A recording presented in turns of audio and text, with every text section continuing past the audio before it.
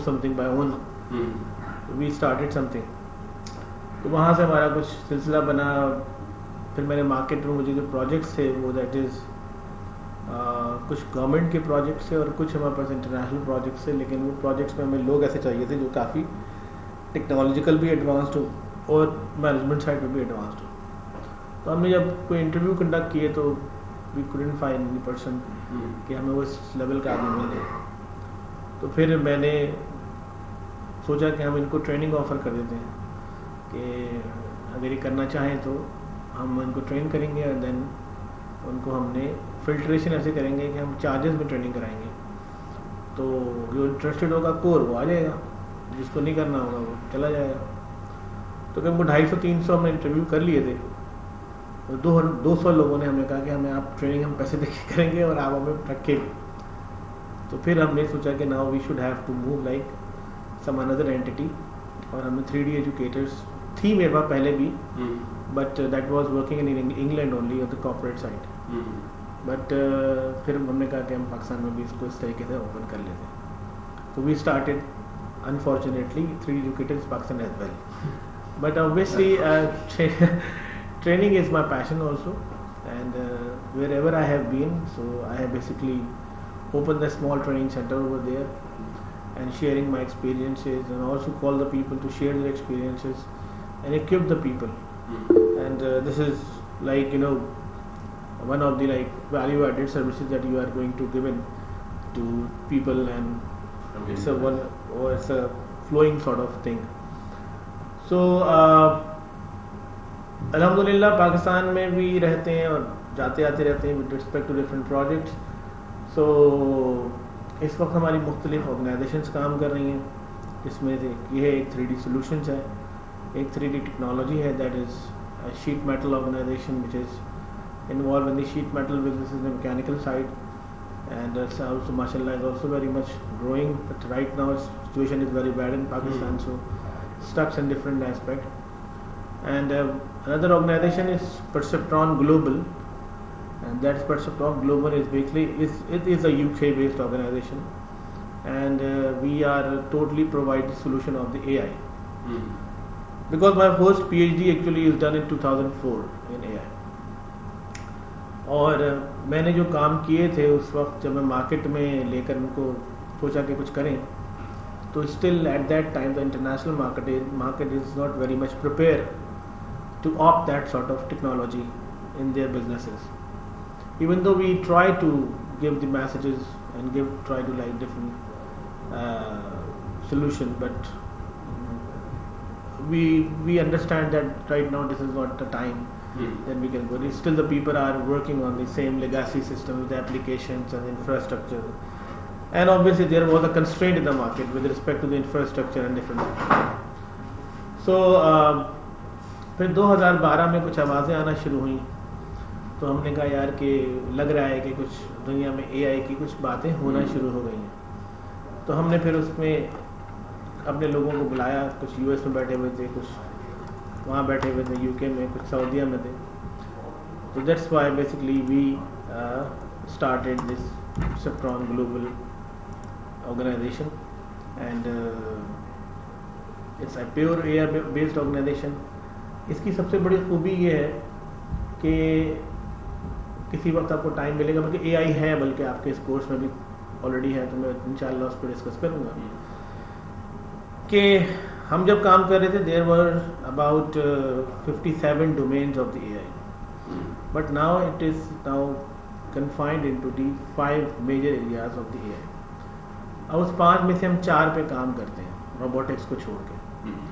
और उन चारों के हम कोई ना गूगल के एल्गोरिथम यूज़ करते हैं, ना माइक्रोसॉफ्ट के, ना ओरेकल के, बल्कि हमारा अपना प्योर इंजन है. और हम अपने खुद एल्गोरिथम हमने इस्टेब्लिश किए, because we all are mathematician, statistician as well. तो हमने खुद डिफाइन किया उस चीज़ों को, और अल्हम्दुलिल्लाह हमने डीपी वर्ल्ड के अंदर गूगल को हटा के अपना एल्गोरिथम का सिस्टम लगाया. पहला हमारा प्रोजेक्ट वही था, वो हमने इस्टेब्लिश किया था. हाँ, दुबई पोर्ट्स. फिर अब ये कि हमारे पास कोविड आ गया था. कोविड में कुछ मुश्किलात सबके साथ ही नहीं है. Now the market is again opening. And people are now looking these sort of solutions. AI का डोमेन बिल्कुल डिफरेंट है, उसकी परसेप्शन डिफरेंट है, उसके लोग डिफरेंट हैं, उसकी मार्केट डिफरेंट है। वो ऐसे नहीं लगती कि हर कोई उसको ऑप्ट कर लेगा। But these are the products you can see over here with respect to the AI, it had been developed and deployed. ठीक है, तो ऐसी सी चीज़ें जिसको कभी आपको बताऊंगा तो आप खुद हिल जाएंगे कि क्या हो रहा है। ओके, सो इसी पर्सपेक्टिव से जो लाइबत के जो टेक्नोलॉजी है उसकी जो एम्बेडिंग है या उसकी जो क्या कह सकते हैं हम मूवमेंट है, वो हमारी लाइफ में इतनी तेज़ी से पेनिट्रेट कर रही है, और साथ साथ जो ऑफिस के बहुत सारे मैटर्स हैं उसमें इतनी तेज़ी से पेनिट्रेट कर रही है कि बहुत सारी जॉब्स का रोल चेंज हो जाएगा। हो गया है दुनिया भर में बहुत सारी जगहों पे, और अब मज़ीद चेंज हो जाएगा। ठीक है, इन 1932 when the journal artificial intelligence is going to be introduced, so आपकी सोच भी नहीं है वहाँ तक जो होने जा रहा है। ठीक है, जो लोग काम कर रहे हैं, क्योंकि हम तो रिसर्चर्स भी हैं और हम इम्प्लीमेंटर्स भी हैं, हमें अंदाज़ा है कि क्या होने जा रहा है, क्या होगा, और बड़ी मुश्किलात खड़ी हो जाएंगी उन लोगों के लिए जो कि अभी तक सोच रहे हैं कि उसी पुराने पैटर्न के ऊपर हमें शायद जॉब मिल जाएगी। तो टेक्नोलॉजी के बगैर काम नहीं चल सकेगा, नंबर 1। सो ये हमारे एक और ऑर्गेनाइजेशन हमारी वर्टेक्स सॉल्यूशंस है जो कि सॉफ्टवेयर डेवलपमेंट करती है, एप्लीकेशन डेवलपमेंट करती है, डिजिटल सर्विसेज देती है मुख्तलिफ किस्म की। तो वो उसका काम इस तरीके का है। तो अलग अलग उनके डोमेन्स हैं, और IBS हमारी एक ऑर्गेनाइजेशन है जो कि इंफ्रास्ट्रक्चर पर काम करती है, नेटवर्क्स, इंफ्रास्ट्रक्चर्स, हार्डवेयर्स, इस एरिया का उसका बिजनेस है। So all are working in 3D group. ठीक है, 3D ग्रुप के अंदर सब ये काम कर रहे हैं। वर्ल्ड वाइड इसके मुख्तलिफ पार्टनर्स हैं। ठीक है, और मुख्तलिफ बिजनेसेस हैं, मुख्तलिफ चीज़ें हो रही हैं। So I am right now as a heading, as a president, मतलब elected president, and giving my experience and share my experience with different directors, सब ग्रो करें, सबको फ़ायदा। इवन तो 3D टेक्नोलॉजी की 7 कंपनी है इंटरनल, उसके 7 डायरेक्टर्स हैं, 1200 लोग वहाँ काम कर रहे हैं। ठीक है, तो सबके अपने अपने एरिया एक्सपर्टीज़ हैं, तो वो चल रहा है। Just now before going to start with like this CISA, अच्छा थोड़ा सा मैं एक और चीज़ आपको दिखा दूँगी। स्मॉल है लेकिन मैं आइडिया शायद आपको हो जाए। आवाज़ आ जाए तो मुझे बता दी, अगर नहीं आया तो फिर बाद में बात कर लेंगे। Let's see, this is a small introduction of Welcome to Free Educators, Trainers and Consultants. Global Institute of International Certification. Invest in people, the only asset that appreciates. Our major domains: project management, artificial intelligence, programming and cybersecurity, and digital marketing. And lots of different domains, which covers 300 courses and international certifications. Our international accreditation and affiliation with international bodies. Key features are 100,000 candidates have been trained, 500 plus accredited certified trainer since 1997, 200 plus comprehensive certifications, association with 16 international bodies, and presence in 4 countries. We are offering world-class certification with accredited faculties. They are international consultants, deployed international projects, and work in several countries. They are counselors, leaders, trainers, and consultants. Meet our trainers at 3D Educators. Our 800 clienteles, our existence. Join us wherever you are. The Global Institute of International Certifications. Increase your competency and skills. Register now. Don't waste your time. Thank you. ये जो voice आप सुन रहे हैं ये भी AI based voice है। आप इसकी वो देख सकते हैं कि जो एक्सेंट है वो कितना उससे रिलेट करता है। अच्छा जी, स्टार्टिंग करने के पहले थोड़ा सा आप लोग अपना भी इंट्रोडक्शन दे दें मुझे तो अच्छा हो जाएगा, step by step. So we have like 4 people online and 1 person is also here in as a physical candidate. तो जी अदील साहब, आप थोड़ा सा अपना इंट्रोडक्शन दे दीजिए।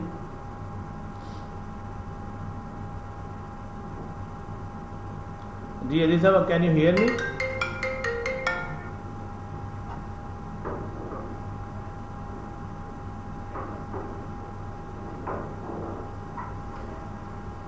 अदील साहब, आपको आवाज़ आ रही है मेरी?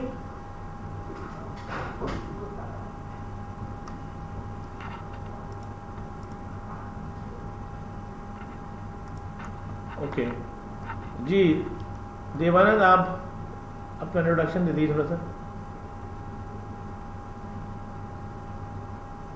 My name is Devanand. I am ACCA by qualification, and right now I'm working with the public hospital in Karachi. So far my experience, I have done my article shift from honest.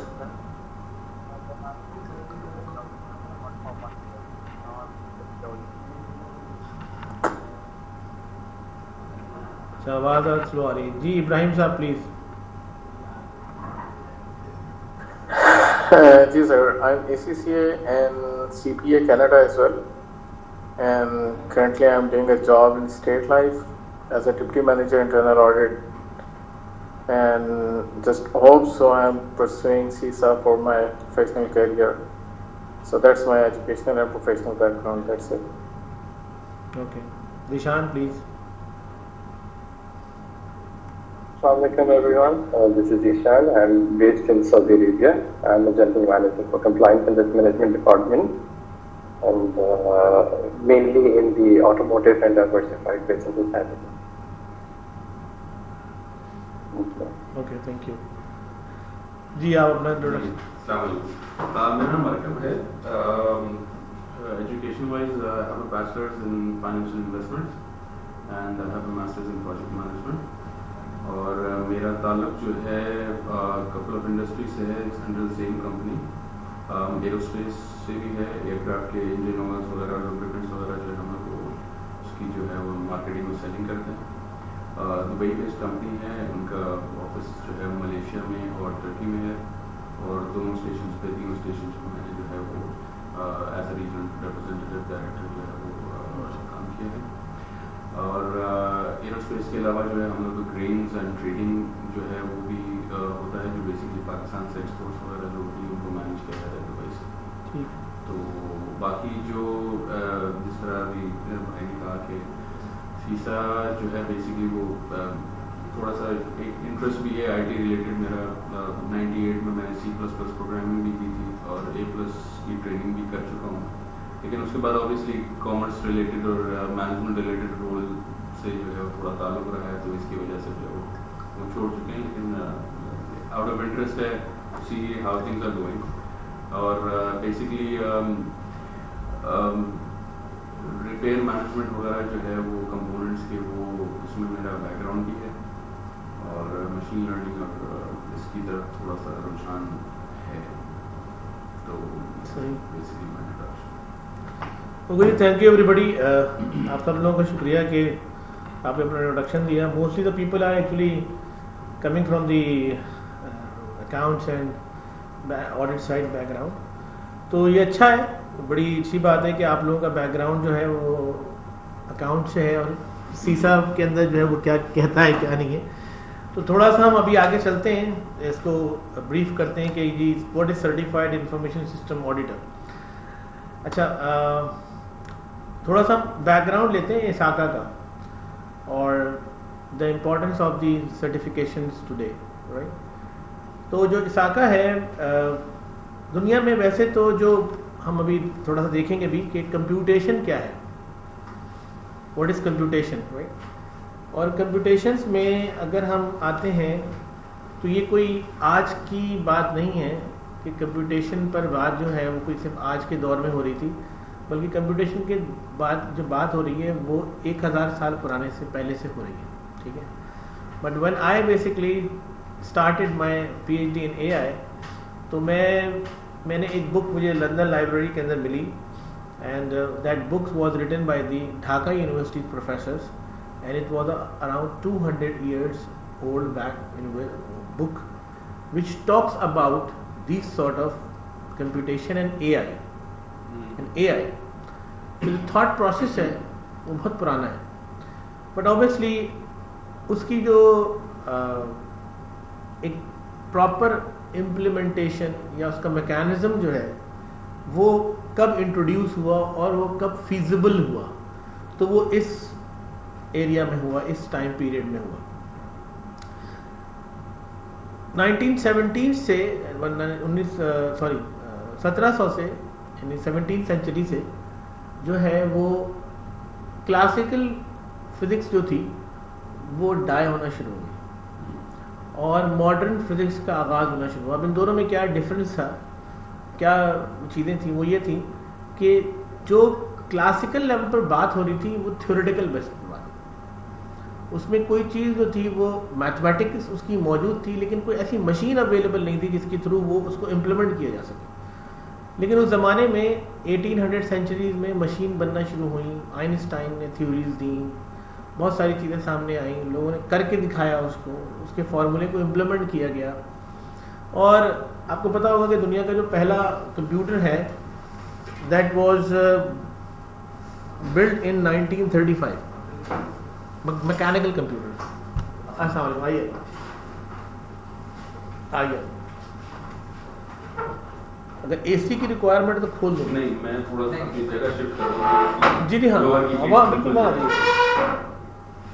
ठीक है। सो बिल्कुल easy होकर अंदर आ जाइए, सामने आ जाए तो बड़ा अच्छा सामने नजर आएगा।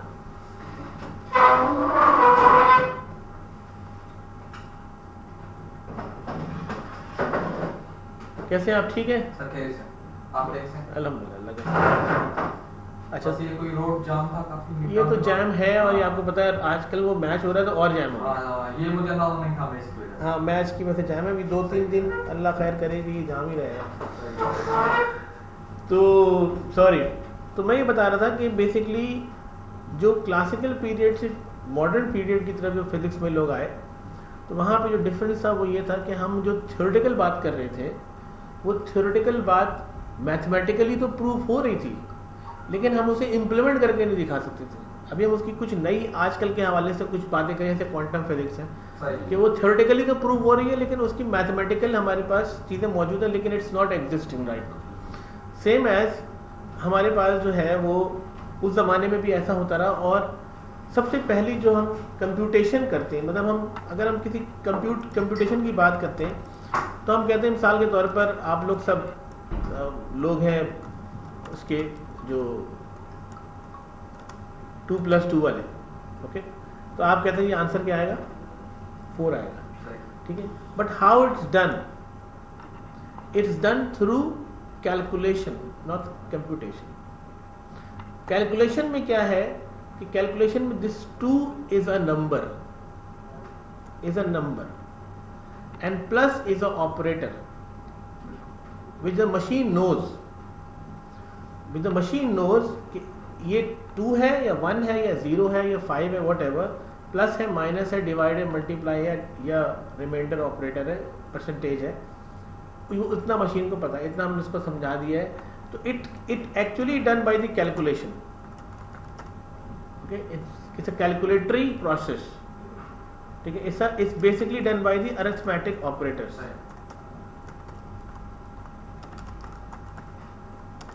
राइट।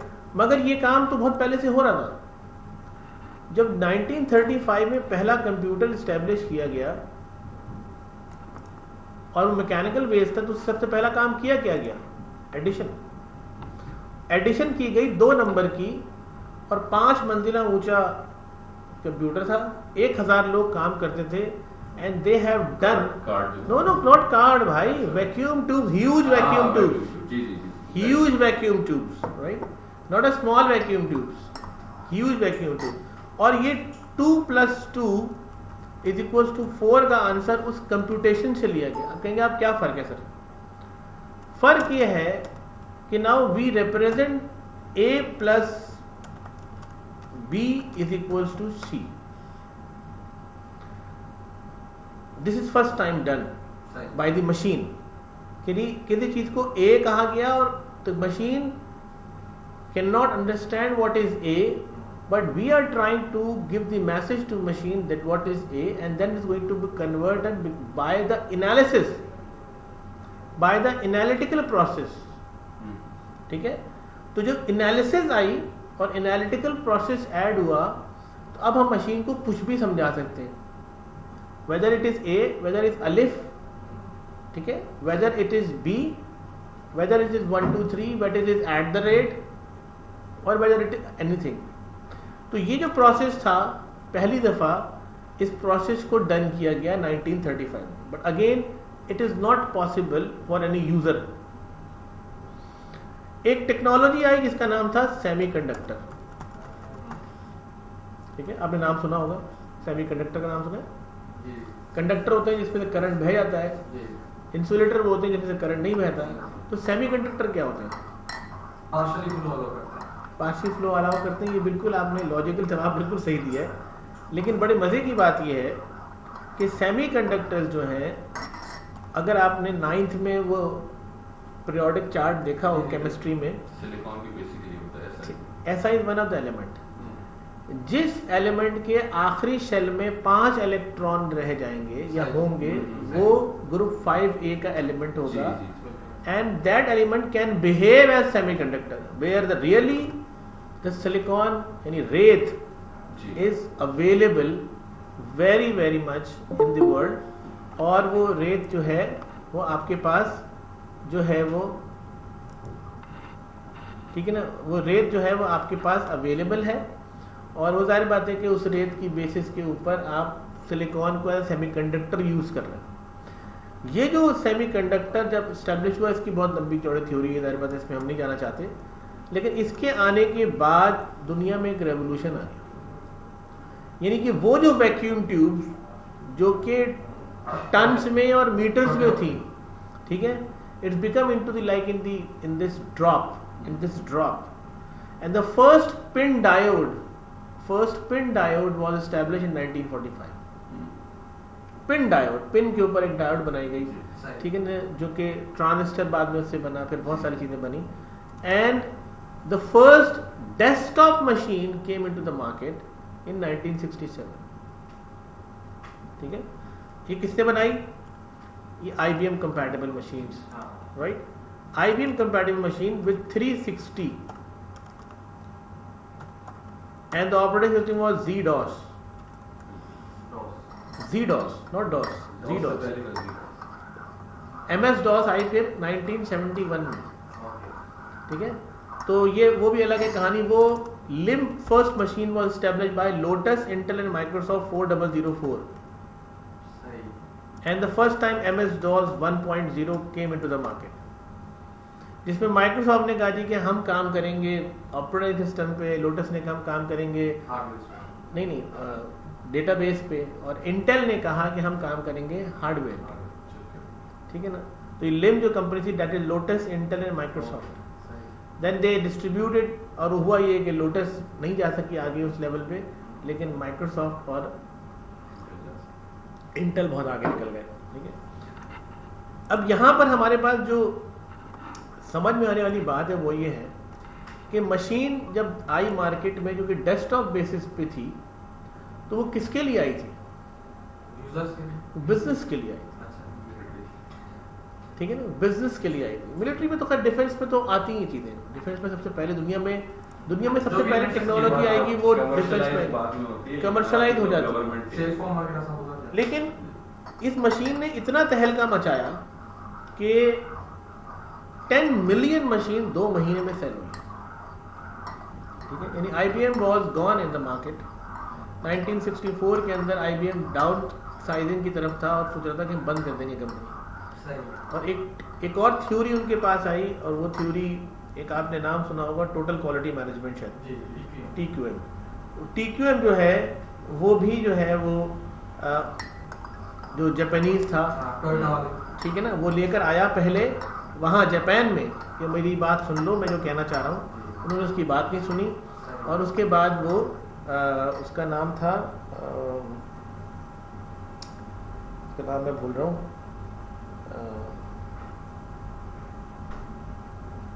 यानी क्वालिटी को उस दुनिया में इंट्रोड्यूस कराया, डेमिंग्स, ठीक है ना, डेमिंग्स प्रिंसिपल। और क्या कहते हैं, टोटल क्वालिटी मैनेजमेंट जो है उसकी बेसिस पर IBM दोबारा खड़ी हुई और इतना बिजनेस किया है कि कोई इसको छोड़ नहीं सका पीछे। अब आप ये देखें कि ये बॉडी जो है इसाका, जिसका नाम है, ये मैंने स्टोरी आपको इससे सुनाई है, information system audit and control association, ठीक है। ये बॉडी फॉर्म हो गई 1969 में, पहले 1967 में डेस्कटॉप मशीन आई है, 1969 में बॉडी फॉर्म हुई, एंड फ्रॉम 100 कंट्रीज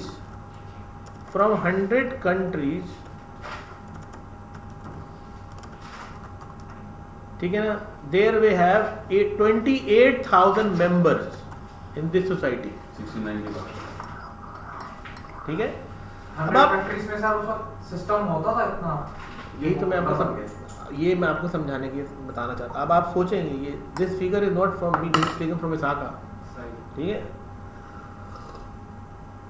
आप ये सोचें कि उनका विजन क्या है,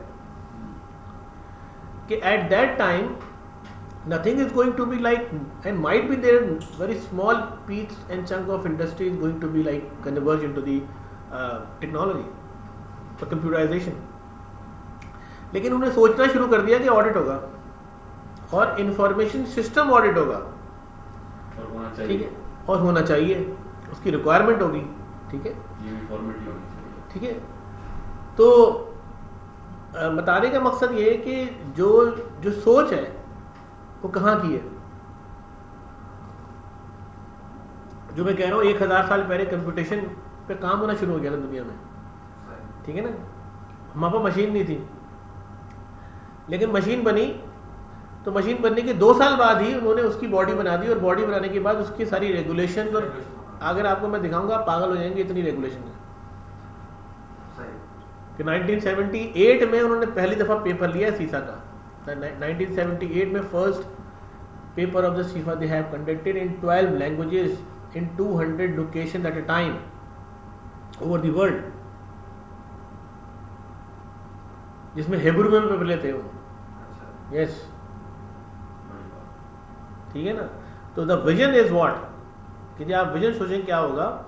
अच्छा, अब नॉर्मली तो हमें नजर आता है कि यार एक ही पेपर है सीसा का, तो कोई मसला ही नहीं है, बात हो जाएगा, एक पेपर तो देना है, कोई मसला नहीं। लेकिन बात ये कि ये तमाम चीज़ों को समअप कर रहा है। यानी कि हम अगर ये देखें कि अगर हम चलें 70s से भी लगा लेते हैं, यानी कि 70s से भी आगाज हो गया, तो ऑलमोस्ट 50 साल हो गए। 50 साल में किसी इंडस्ट्री में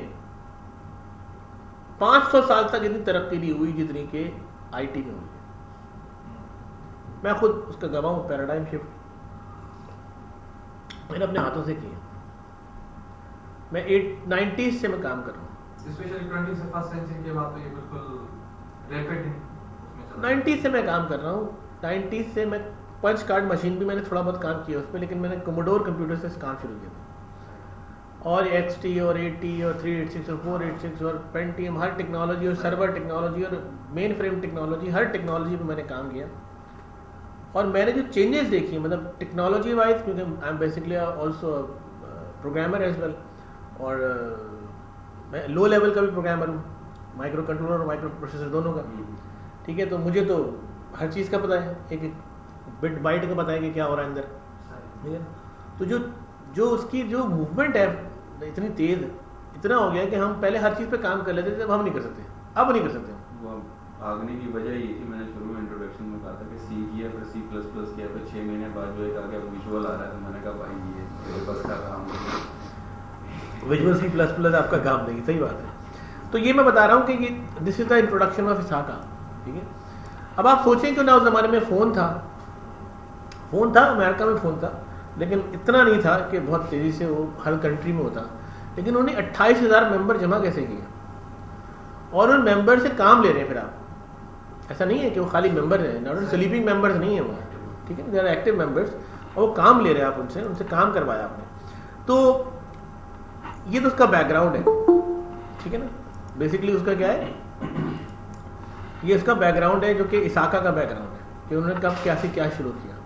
अच्छा, सीसा जो है ना, वो एक बड़ी वैल्यूएबल किस्म की ना सर्टिफिकेशन है वर्ल्ड वाइड। ये कोई ऐसी सर्टिफिकेशन नहीं है कि आप इसको बिल्कुल रॉ सर्टिफिकेशन समझ रहे हैं, एक छोटी सर्टिफिकेशन नहीं है, ठीक है ना।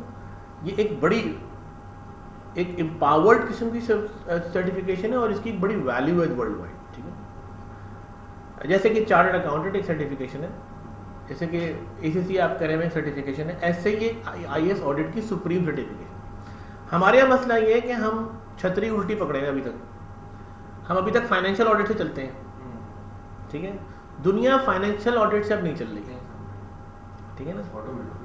दुनिया नहीं, देखिए दुनिया कहती है finance is one of the object in the business. Now जरूरी है, ऐसी बात नहीं है, मगर आपके पास पैसा है तो आप बिजनेस कर लेंगे क्या?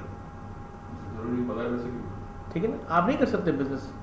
You need operational work, you need very concrete system in the organization, management work, ठीक है ना। You need administrative work, you need marketing work, you need sort of things.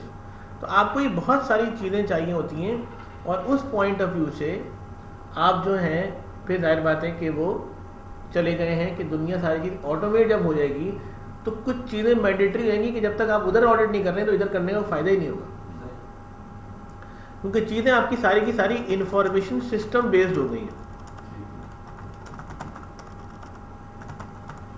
है तो वही ना, चाहे वो आप उसको AI की बात कर लें, कहने को तो सॉफ्टवेयर ही है ना, चल तो वो सिस्टम पे ही रहा है ना, कंप्यूटर सिस्टम पे चल रहा है। तो do you have any computerized architectures software systems which can be auditable? मिसाल के तौर पर आप कहते हैं जी मुझे ऑडिट करना है, फाइनेंशियल ऑडिट, ठीक है। मैं कहता हूँ जी आप इन्वेंट्री को ऑडिट कर दें मेरा विद थ्रू फाइनेंस, ठीक है ना। तो आप कहेंगे कि आपने क्या अपना कोई ऐसा सिस्टम बनाया हुआ है कि मैं आप जाएंगे उसकी बेस लाइन चेक करेंगे, ठीक है ना। पर आपके पास कोई सिस्टम ही नहीं है, आपने कहा सर मैं चेक क्या करूं, ना आपका कोई डिलीवरी ऑर्डर है, ना आपका कोई ऑर्डर है, ना आपका कोई इन्वेंट्री ऑर्डर है, ना आपका कोई वेयर हाउसिंग ऑर्डर है, तो मैं चेक किसको करूं? You don't have any procedural system SOPs in the organization, so how I can audit it? तो मैं इसको क्या ऑडिट करूं, ठीक है ना। तो ऑडिट करने के लिए भी ऑडिट के प्रोसीजर्स का होना लाजमी है, ठीक है। बिल्कुल ऐसे ही कंप्यूटर सिस्टम की डेवलपमेंट में भी ऑडिट का सिस्टम का होना लाजमी है, क्योंकि अगर सिस्टम ही गलत बना हुआ है तो that system is the weak system. अच्छा, आपकी बात कर रहा हूँ, ये सिस्टम से मुराद आपका क्या है एग्जैक्टली? व्हाट इज आर्किटेक्चर, अच्छा, सिस्टम डिजाइन, जी, internal design of the system, ठीक है नहीं, समझ रहे बात। इसको हम आगे डिस्कस करेंगे, वो तो बहुत सारी बातें जो आज तो हमने जो है वो ओवरव्यू लेना है कि क्या होने जा रहा है, ठीक है। अच्छा, फिर इसाका ने वक्त के साथ साथ, क्योंकि जब हम बात करेंगे तो एक ऑर्गेनाइजेशन के अंदर मुख्तलिफ चीज़ें हैं जो कि मैं आपको बल्कि वहाँ से दिखा देता हूँ तो आसानी रहेगी, टाइम बचेगा।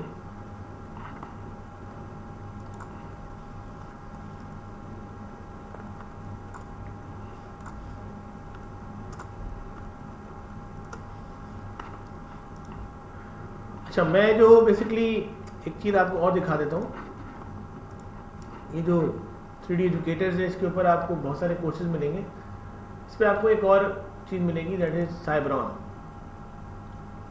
Okay. This is cyber security rapid and offensive native security forum, okay.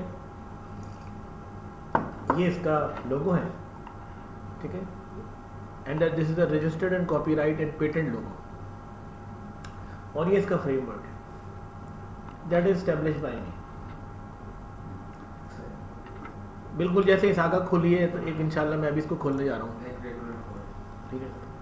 और ये सारी की सारी इसके ऊपर बहुत फ्रेमवर्क पे बड़ा काम किया मैंने, मेरी PhD जो है उसी पे कंप्लीट हो गई, दूसरी PhD है, ठीक है। मैं आपको यहाँ पे जो दिखाना चाह रहा था वो ये था कि now we have a situation like this, infrastructure of the organization. एक टाइम था जब दुनिया में इंफॉर्मेशन को शेयर करने के लिए नेटवर्क्स चाहिए। आपने देखा होगा जिसने CCA ने किया है वो भी अमेरिका चला जा रहा है, ठीक है ना, 2000 में हर जगह पे पहुंचा हुआ, ठीक है। नेटवर्क से पता था उसको क्या है। कुछ लोग जो थे वो सर्वर एडमिनिस्ट्रेशन की तरफ थे, मैं बताऊंगा मैं क्या चीज़ होती है, बाद में डिस्कस करेंगे इसको। कुछ लोग एप्लीकेशन डेवलपमेंट की तरफ काम कर रहे हैं। अब एक ऑर्गेनाइजेशन जब चल रही होती है तो उस ऑर्गेनाइजेशन के अंदर ये सारी चीज़ों की रिक्वायरमेंट है।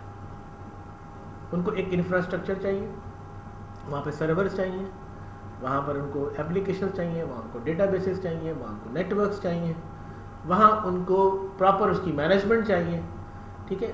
और ये सारी चीज़ें नॉर्मली ऑपरेशनल लेवल पर कंपनी में काम कर रही हैं, लोग भी चाहिए चलाने के लिए, डेटा भी आ रहा है। But now the another issue is which is now emerged, that is security, and that is information security and cyber security. There is a bit difference between information and cyber security, ठीक है। अब इसको मैंने इसलिए दिखा दिया आपको कि ताकि क्लियर हो जाए पिक्चर कि क्या मैं कहना चाह रहा हूँ, ठीक है। सब वो डिफरेंस ब्रीफली बता भी दें। वो लंबा डिफरेंस है, मैं आऊँगा, मैं आपको ये बताना चाह रहा था कि वक्त के साथ साथ इसाका ने फिर सिक्योरिटी को भी कोप अप किया क्योंकि उसके भी ऑडिट करने थे, and they have launched another certification that is sesame, certified information security manager, which was launched in 2009। User data की सिक्योरिटी हर चीज़ की सिक्योरिटी, ठीक है। अब इनकी और भी सर्टिफिकेशंस हैं, जैसे कि इनकी हमारे यहाँ तो अभी तक इतना नहीं हुआ है, लेकिन सर्टिफाइड डेटा प्रोटेक्शन के ऊपर बहुत काम हो रहा है वहाँ पर, डेटा प्रोटेक्शन के ऊपर सॉरी, और सर्टिफाइड डेटा प्रोटेक्शन इनके अभी क्लाउड अलग सर्टिफिकेशन है, ये इनकी सर्टिफाइड डेटा प्रोटेक्शन की अलग सर्टिफिकेशन है, इनकी एक और रिस्क की सी रिस्क के नाम से एक और सर्टिफिकेशन है, ठीक है ना। इसी तरीके से तो इन्होंने कुछ और भी सर्टिफिकेशन लॉन्च की है सिक्योरिटी की तरफ, वो भी हैं, लेकिन बहुत रिनोल्ड सर्टिफिकेशन जो इनकी है दुनिया भर में दैट इज सीसा, ठीक है, और जिसमें तकरीबन मुखासिर लाख से ऊपर ही लोग सर्टिफाइड हैं। दोनों में मेजर एक डिफरेंस सीसा और सीसम में this is purely pertain to security, purely information security, ठीक है। और इस पर मैं आपको दिखा दूंगा, ये पढ़ाता हूँ मैं भी, ये भी, लेकिन वो टाइम के साथ पढ़ाता हूँ मैं, जब सीसा लॉन्च करते हैं फिर सीसम लॉन्च करते हैं। Now they are the global leaders, ये मैंने आप इसके बारे में बता दिया। पहली दफा दुनिया में IT governance, control and assurance का फ्रेमवर्क लेकर आए। अच्छा, मैं जब ऑडिट मैंने शुरू किए तो मैं 1999 का सीसा सर्टिफाइड, ठीक है, और मैं काम कर रहा था एसडीएस के साथ ही, तो एसडीएस के साथ मैं 97 से जा रहा था, मैं मास्टर्स एसडीएस, तो 1997 से मैं जा रहा था, 1997 से उनके पास जा रहा था, थोड़े बहुत समझना था चीज़ें जाके उनसे। तो वहाँ पे मुझे शौक पता चला कि कुछ सीसा सर्टिफिकेशन भी होती है। मैंने कहा अच्छा भाई ये क्या होता है, उन्होंने कहा ये होता है, कहने यार बहुत मुश्किल है पास करना। मैंने कहा सर मटेरियल, कह रहा कोई मटेरियल नहीं, यूएस से मंगाना पड़ेगा। तो फिर मेरा कज़न आ रहा था, तो मैंने उससे कहा यार ये ले आओ, तो उसने $100 की उस ज़माने में मैंने ये मैनुअल मंगाया इसका, मैं बैठ के उसको पढ़ा और समझा, और पहली दफ़ा मुझे पता चला कि आईटी गवर्नेंस जो होती है वो कितनी इंपॉर्टेंट है वर्ल्ड में। यहाँ तो खैर अभी तक कोई कॉन्सेप्ट ही नहीं है आईटी गवर्नेंस, अभी भी सिर्फ बैंक या दूसरे मल्टीनेशनल्स में थोड़ा बहुत समझ में आ रही, गवर्नमेंट तो सब साइड में है, इनको समझ ही नहीं आ रहा कि लाइसेंस का इशू इसकी वजह से, और लाइसेंस का मसला नहीं, अच्छा उनका माइंडसेट का मसला है। असल में वो भी समझ नहीं पा रहे हैं, नई पीढ़ी जब तक नहीं आएगी समझ नहीं, वो समझेंगे नहीं क्या हो रहा है। तो आईटी गवर्नेंस, उसके कंट्रोल, उसके एश्योरेंस, तो जब मैंने काम करना शुरू किया there was no as such क्या कहते हैं कोड ऑफ कंडक्ट, एसओपी नहीं, ऑडिट की गाइडलाइंस होती है, लेकिन ऑडिट के जो नंबर्स होते हैं वो डिफाइंड नहीं थे, ठीक है। जैसे कि अकाउंट्स में है या फाइनेंस में प्रॉपर एक नंबर डिफाइंड है हर चीज़ का, वो नहीं था। तो 1999 में जब ये ऑडिट होते थे तो मुख्तलिफ प्रोसीजरल लेवल पर तो होते थे, हम करते वही थे, काम वही हो रहा था, लेकिन फ्रेमवर्क एज सच बहुत प्रॉपरली डिजाइन नहीं था, काम हो रहा था दुनिया में। 2001 का पीएमपी सर्टिफाइड हो गया, मैं वाज इन इंग्लैंड, तो मुझे लूसी ग्रे ने पीएमपी करवाया था, तो वो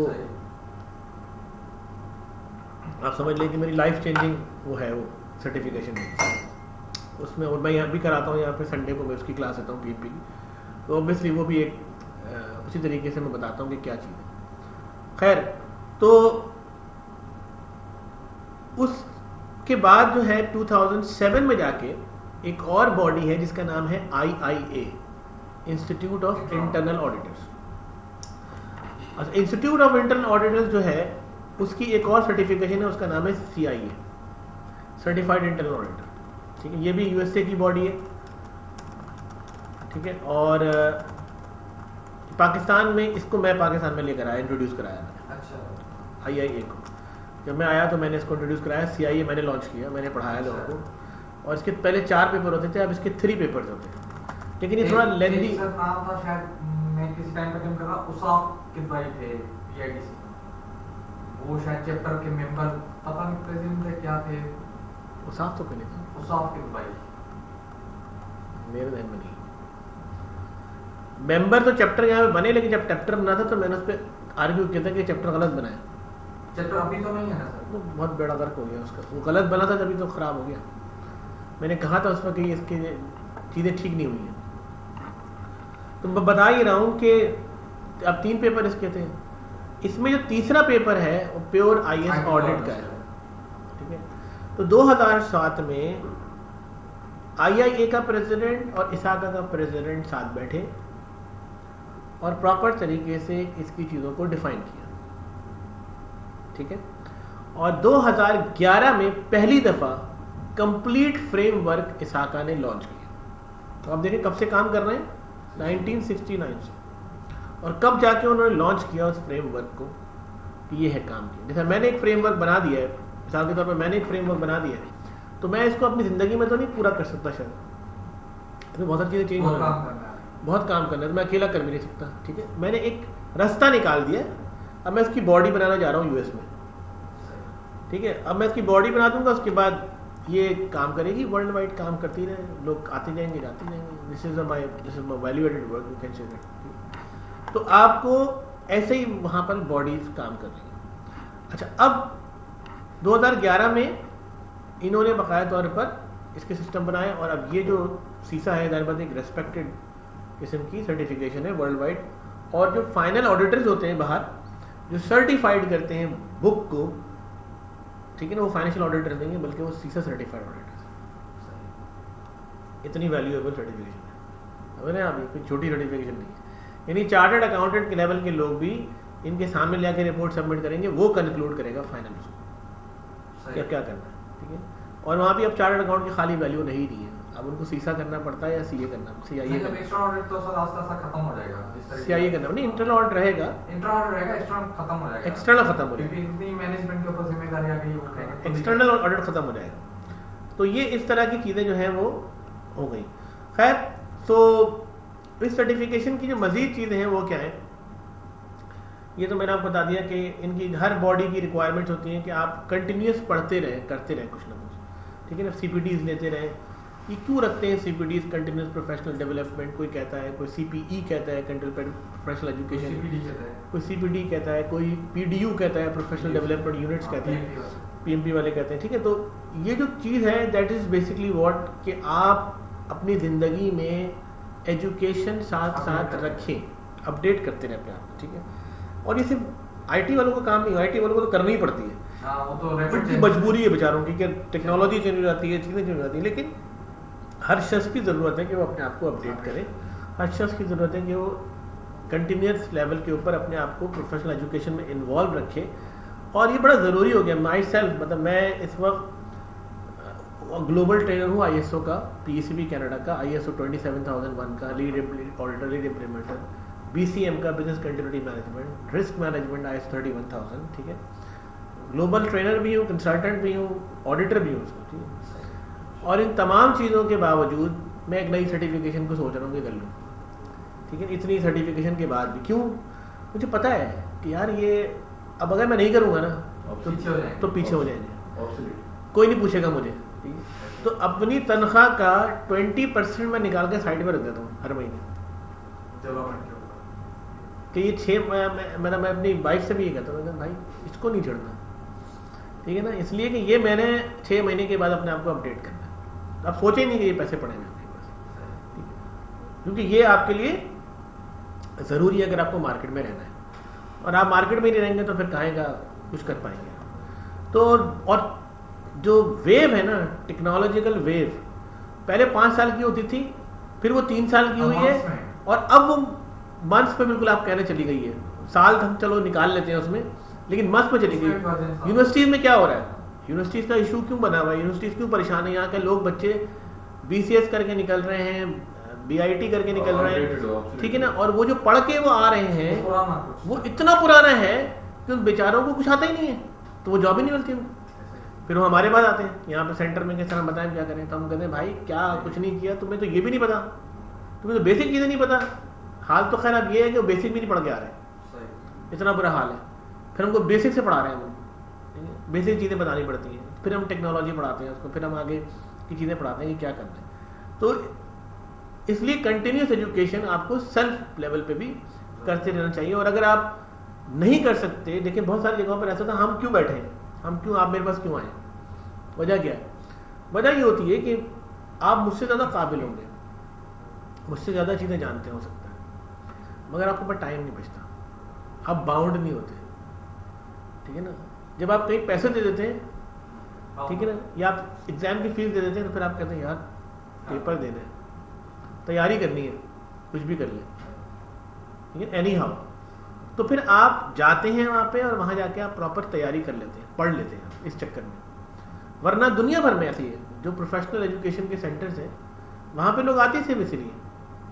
मैं यहाँ से इंग्लैंड जाता हूँ, 5-5 दिन के मेरे बैच खड़े हुए होते हैं, सीसा के, सिस्क के, PMP के, ठीक है ना, और कुछ और चीज़ें उस सर्वर एडमिनिस्ट्रेशन के, तो वो बना के रखते हैं मेरे लिए कि सर कितने दिन के जाएंगे, उनका 2000 3 महीने के ला रहा हूँ यार, तो 3 महीने 4 महीने रुकूंगा, 1-2 महीने प्रोजेक्ट भी देख लूँगा, और बाकी तुम ट्रेनिंग रख लो। लोग इंतजार में बैठे हैं कि यार आएंगे तो चलो कर लेंगे, ठीक है। तो वो आप इसलिए बैठे हैं कि वो उन्होंने अपना प्लान बनाया हुआ है, उनको करनी है सर्टिफिकेशंस, ठीक है। कुछ लोग सेल्फ पे तो नहीं, कंपनियां कराती हैं उन पर ज़्यादातर, तो लोग करते रहते हैं। अब आपके सामने ये है कि ये आपके सामने एक स्टैट्स है कि कितनी लैंग्वेजेस में, 11 लैंग्वेजेस में 200 लोकेशन में पेपर हो रहा है। 2010 का रिकॉर्ड जो है ना वो ये था कि 35,000 इंडिविजुअल ने रजिस्टर किया पूरी दुनिया से, मतलब 4-5 हज़ार लोग रजिस्टर करते थे अपने आप, फिर 40,000, और फिर ये बढ़ता चला जा रहा है, काफ़ी फास्ट हो गया ये। अच्छा, अब इसमें कुछ चीज़ें हैं जो जिस पे हम थोड़ा बहुत डिस्कस कर लेते हैं।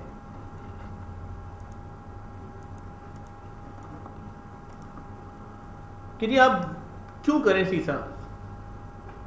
नंबर 1 कि आपको इसके अंदर इतनी नॉलेज मिलेगी, क्योंकि मैंने क्या दिखाया आपको, एक इंफ्रास्ट्रक्चर दिखाया, वो तो मैंने अभी आपको एक फिगर दिखाई है। अब उसकी जब वर्टिकल में हम जाएंगे जब, तो एक एक चीज़ खोलनी है हमने, ठीक है। तो इसके 5 एरियाज हैं हमें। पहला एरिया जो है वो मैनेजमेंट एस्पेक्ट पे बात कर रहा है, दूसरा एरिया जो है वो टेक्नोलॉजिकल एस्पेक्ट पे बात कर रहा है, तीसरा एरिया भी टेक्नोलॉजी की सपोर्ट पे बात कर रहा है, चौथा एरिया जो है वो उसकी मॉनिटरिंग एंड ऑडिट्स पे बात कर रहा है, और 5वां एरिया जो है वो उसकी प्योर सिक्योरिटी पे बात कर रहा है, ठीक है। तो आपको बहुत कुछ लर्न करना पड़ेगा, हो सकता है आपको कुछ पता होता है कुछ आपको नहीं पता हो, तो आपको एक्स्ट्रा मटेरियल पढ़ना पड़े शायद, ठीक है। इसमें लर्निंग आपको करनी पड़ेगी। तो एक तो आप you have to demonstrate your willingness and improve your technical knowledge and skills, and the another thing is to demonstrate your management to commitment toward organizational excellence। देखिए ऑर्गेनाइजेशन को मैं कहूँ जी मेरे पास 5 PMP हैं, 4 सीसा हैं, 2 CISSP हैं, तो my company worth is going to be changed, समझ रहे हैं आप। So that's basically once you have done these sort of thing, तो employer seeks you and सब professional में आपके पास एक designation है जो आपका वर्ल्ड वाइड रिकग्निशन है आपके लिए। क्वालिटी ऑफ एग्जामिनेशन के ऊपर हम डिस्कस करेंगे, क्योंकि 2003 में मैं इसाका का एग्जामिनेशन बॉडी का मेंबर हूँ और मैंने पेपर बनाया इनका। तो पेपर कैसे बनता है वो तो मैं आपको बताऊंगा, लेकिन ये मैं आपको बता देता हूँ कि 10,000 प्रोफेशनल हर साल पूरी दुनिया से सेलेक्ट होते हैं और 20 क्वेश्चन हर आदमी से बनवाए जाते हैं। उसके बाद उसकी पूलिंग होती है, उस पूलिंग के अंदर उसकी बाकायदा चेंजेस होती हैं, लैंग्वेजेस के अंदर चेंजेस होती हैं, फिर वो आपको बाकायदा लेते हैं ऑन बोर्ड, फिर वो आपसे बताते हैं आपको कि हमने आपके कौन से क्वेश्चंस पे क्या अंग्रेज़ी में कन्वर्ट किया, फ्रेंच में किया, अरबी में किया, हिब्रू में किया, ठीक है ना, स्पेनिश में किया। तो जो स्पेनिश वाला है वो बताता है कि क्या यही कॉन्टेक्स्ट था आपका, तो मुझे इंग्लिश में बताएगा कि this is the context now. तो पहले वो सवाल पढ़ेगा, फिर उसका तर्जुमा करेगा इंग्लिश में और मुझे बताएगा, तो मैं कहूँगा this is not a context. जो कॉन्टेक्स्ट चेंज हो गया, आपने क्या कर दिया सवाल को, ट्रांसलेट ही कुछ और कर दिया, यानी कि उसका जो बेसिकली जो लिटरल कुछ हाँ कुछ है, तो वो इस वजह से वो ऐसे आपको पूरी दुनिया से देता। तो कोई क्वेश्चन रिपीट नहीं होता, ठीक है ना। जो क्वेश्चन निकल गया वो निकल गया। हाँ, उस जैसे क्वेश्चन ज़रूर होते हैं, वो मैं आपसे शेयर करूंगा। मेरे पास 4-5 हज़ार क्वेश्चन हैं, वो आपको बिल्कुल दूंगा मैं। लेटेस्ट क्वेश्चन भी हैं, प्रीवियस क्वेश्चन भी हैं, मैनुअल भी है, हर चीज़ आपको मिलेगी। जो मेरी रिकॉर्डिंग हो रही है वो भी आपको मिलेगी यहाँ पे, ठीक है सारी। इनिशियली जब ये स्टार्ट हुआ था तो इसके 7 डोमेन थे, ठीक है। फिर उसके बाद ये कम हुआ, इसके 6 डोमेन हो गए। फिर इसके बाद ये कम हुआ, इसके 5 डोमेन हो गए। अब इसके 5 डोमेन है जिसकी मैंने अभी आपसे बात की है, ठीक है, कि क्या क्या चीज़ें इसके अंदर, क्या क्या चीज़ें डिस्कस करनी है। और इस डोमेन के अंदर फिर क्या क्या डिटेलिंग है, उसके मुख्तलिफ डोमेन्स, नॉलेज डोमेन्स हैं सारे। तो नॉलेज डोमेन के क्या टास्क हैं और क्या क्या चीज़ें हमें करनी है, तो ये हम 1 बाय 1 हम इसको करेंगे। फिर हम आपके पास आंसर क्वेश्चन जो है वो 200 आते हैं एग्जाम में। 4 घंटे का पेपर है। फिजिकल पेपर जो है वो यूजुअली रीजेंट प्लाजा में होता है, ठीक है। अब मुझे नहीं पता कि हो रहा है कि नहीं हो रहा, क्योंकि मैं काफ़ी दिन से टच में नहीं हूँ उनसे। लेकिन पहले साल में एक दफ़ा दिसंबर में होता था, फिर वो 2 जून और दिसंबर में होने लगा, फिर जून, सितंबर, दिसंबर में 3 दफ़ा होने लगा।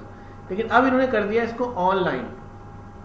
Any time you can prepare yourself and go to any Prometric center, take time, even though like you don't need to go to Prometric center, you can give the paper at your home. आपको दिखाना पड़ेगा चारों तरफ उसको, any time you can. आप अपना calendar जो है उसके साथ सेट कर लें और आप अपने कमरे को दिखाना पड़ता है, you can give the paper two that point. तो 200 क्वेश्चंस हैं, 4 आवर्स हैं, 80 seconds only you have for each question. तो हम इसको डिस्कस करेंगे। क्वेश्चन कैसे बनता है, क्वेश्चन की टिप्स एंड गाइडलाइंस क्या हैं, क्वेश्चंस के और टाइप भी हैं कुछ वो क्वेश्चन बनाने का जो प्रोसीजर मुझे भेजा था वो मैं आपको बताऊंगा वो कैसे होता है।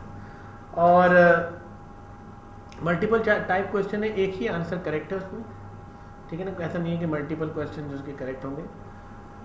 ऑल ओवर 75% भी पासिंग मार्क्स हैं। अगर आपने 75% पेपर क्लियर कर दिया तो आप पास हो जाएंगे, ठीक है। Otherwise the complete examination is also based on 800 points and if you are going to taken about like 460 points so you have been passed. That is not like that 55%। इसका मैं आपको बताऊंगा क्या है, ये वेटेज सिस्टम है, ठीक है। तो 460 पॉइंट्स आपने कहे, 460 पॉइंट आपने ले लिए तो यू आउट ऑफ 800, ठीक है। वो वेटेज हर क्वेश्चन का अलग हो सकता है, बिल्कुल होता है, ठीक है। तो एक तो ये होंगे जनाब। उसके बाद आ जाइए आप कि नेगेटिव मार्किंग, नहीं, नो नेगेटिव मार्किंग। कुछ टिप्स एंड गाइडलाइंस इस तरह से हैं कि बहुत सारे लोग कहते हैं यार कि पता नहीं पास होंगे कि नहीं होंगे। क्यों नहीं पास होंगे आप, सवाल तो ये है। So first you have to physically prepare, लेकिन मुझे पास होना है। I am here to pass the examination. मैंने किसी से नहीं पढ़ा था और मैं पास हुआ था, मैंने कहा कि मुझे पास होना है, ठीक है। तो मेरे माइंड को मैसेज चला जाए कि मुझे पास होना है। दूसरी बात ये कि पास कैसे होगा, तो मुझे वो नॉलेज एक्वायर करनी होगी, ठीक है। मुझसे आप 2 महीना पढ़ लेंगे, टाइम खत्म हो जाएगा, मैं भी घर चले जाऊंगा, आप भी घर चले जाएंगे। लेकिन उस टाइम फ्रेम के अंदर आपने अपने आप को इतना कर लेना है कि आप 60 to 70% प्रिपेयर कर लें अपने आप। तो कुछ चीज़ें मैं आपको पढ़ने के लिए भी दूंगा और कुछ मैं आपको क्वेश्चन आंसर भी दूंगा, तो आप साथ साथ कर लें तो बहुत अच्छी बात है, ताकि आप प्रिपेयर हो जाए, ठीक है। क्वेश्चन पे मैंने कहा मैं बात करूंगा कि क्वेश्चन कैसे होता है। कोई ट्रिक क्वेश्चन है नहीं इसके अंदर, ठीक है ना। वैसे भी जब पहले भी पेपर आता था तो जो लोग बराबर बैठे थे सबके क्वेश्चन पेपर डिफरेंट होते थे। कौन सारे लोग खड़े आते थे जी ये तो आउट ऑफ कॉन्टेक्स्ट पेपर है और ये और वो। एक दफ़ा मेरे ज़माने में लड़का खड़ा हो गया था, तो खातून थी उस ज़माने में, वो खातून ही आती थी और उठा के बाहर निकाल लिया उन्होंने, पेपर लिए कि नहीं get out from the room. तो बेचारे के पैसे भी गए, और वो पेपर से भी गया. Don't panic, if you don't know move to next question, कोई इशू नहीं है. 75% आपने पेपर लेना है. टाइम मैंने आपको बता दिया 80 seconds. Don't stuck, there only one right answer. ठीक है, अच्छा नहीं हुआ कोई बात नहीं, give your feedback once you have finished the paper. Professional feedback आपको देना चाहिए. Assess your weakest areas. Reference material जो मैं आपको दूंगा, मेरा अपना भी लिखा हुआ एक मैनुअल है, मैंने 2004 में लिखा था वो, और मैंने इतना लिख दिया था कि वो आज तक चल रहा है. इतनी चीज़ें उसके अंदर हैं, वो मैं आपको बताऊंगा कि वो मैं आपको अपने हमारी जो वेबसाइट है उसी के ऊपर लॉगिन एरिया मिलेगा आपको. ये हमारी वेबसाइट है, इसमें ये मेंबर्स लॉगिन एरिया है, तो स्टूडेंट्स मेंबर लॉगिन एरिया आपको मिलेगा, बताऊंगा मैं नेक्स्ट क्लास में. तो फिर आप इससे लॉगिन करेंगे और लॉगिन करके आप मटेरियल यहाँ से एक्सेस करेंगे. ठीक. So practice test questions and don't try to cheat yourself. Get involve in a project. अभी कैसे बनेगा प्रोजेक्ट, कैसे इसको हम इस लर्निंग को, स्टडिंग को ईजियर बनाएंगे. ठीक है ना, कि आप इंजॉय भी करें और आपको मज़ा भी आए. ठीक है, आप इस चीज़ को किस तरीके से कंप्लीट करेंगे तो वो इंशाल्लाह हम डिस्कस करेंगे. सर ये अच्छी चीज़ आपने बताई, क्योंकि हम काफ़ी टाइम से एक्सपीरियंस भी हमारा उसमें फाइनेंस ऑडिट एंड अकाउंट्स में, लेकिन बड़ी ड्राई फील्ड है.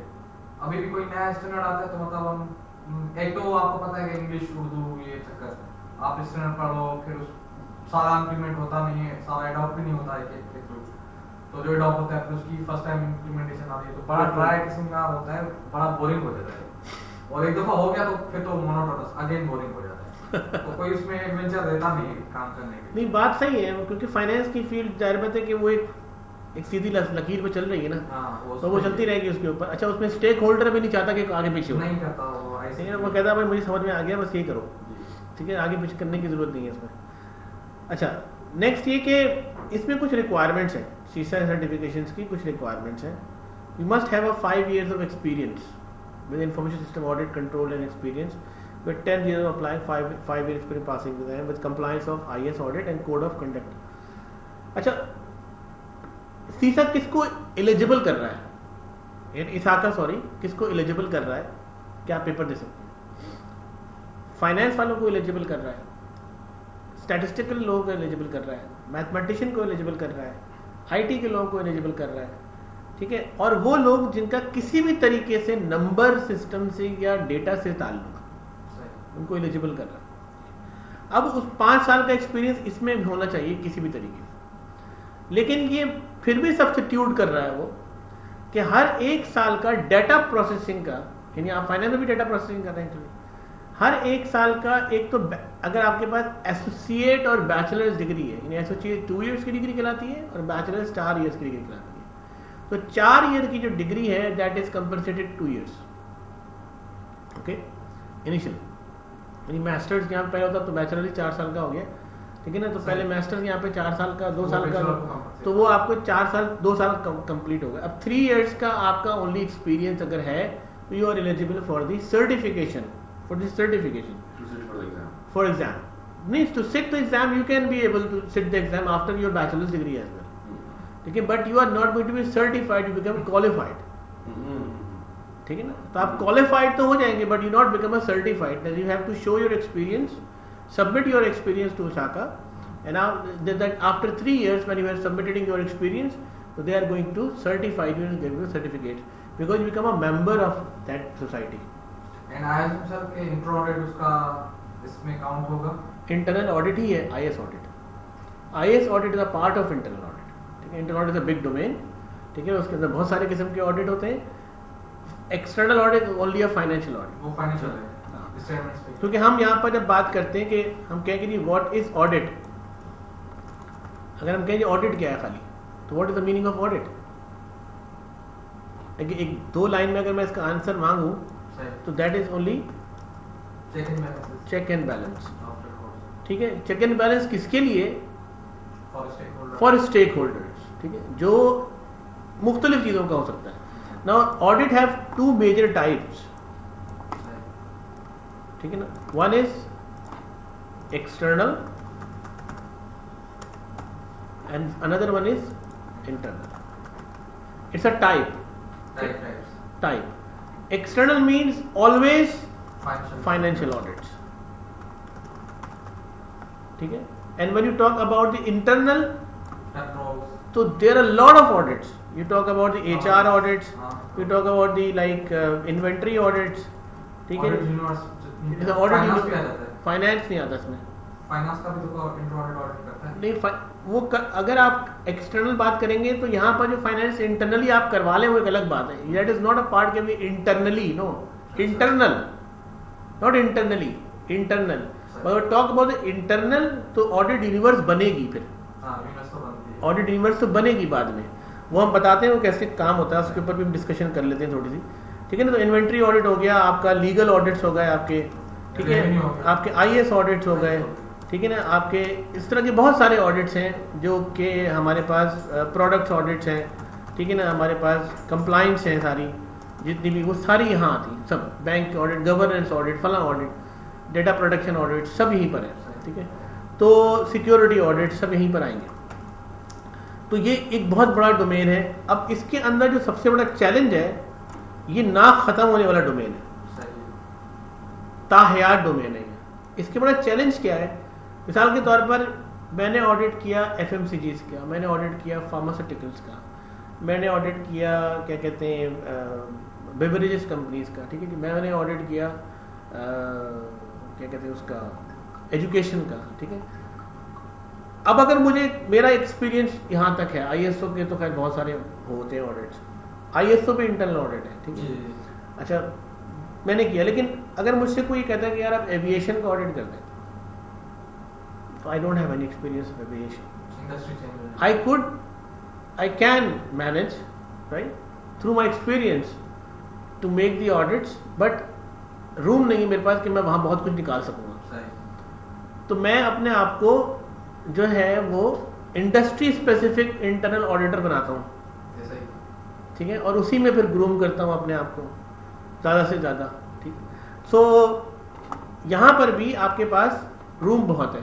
तो IAS ऑडिट भी एक इंटरनल ऑडिट का पार्ट है. अब कहाँ इसकी रिक्वायरमेंट है उस पर हम थोड़ी सी बात कर लेते हैं, इसको कंप्लीट कर लेते हैं कि कौन किन लोगों के लिए फाइनलाइज होता है.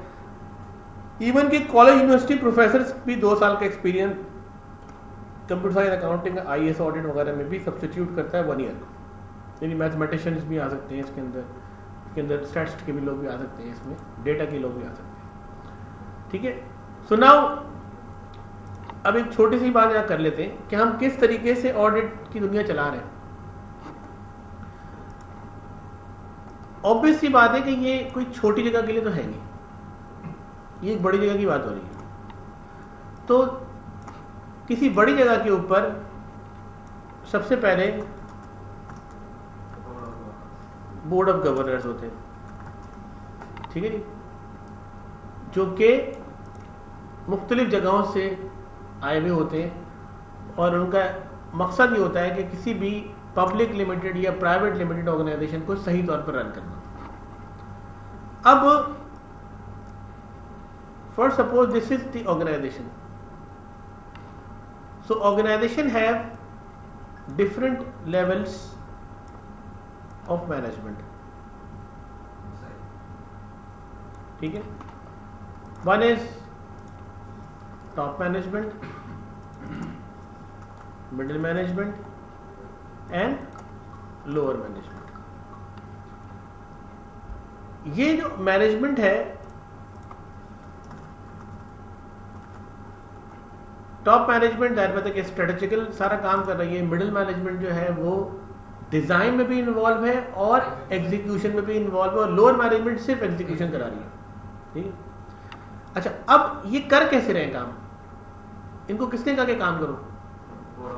बोर्ड ऑफ गवर्नर्स ने इनको बाकायदा तौर पर कुछ डायरेक्टिव्स दिए हैं,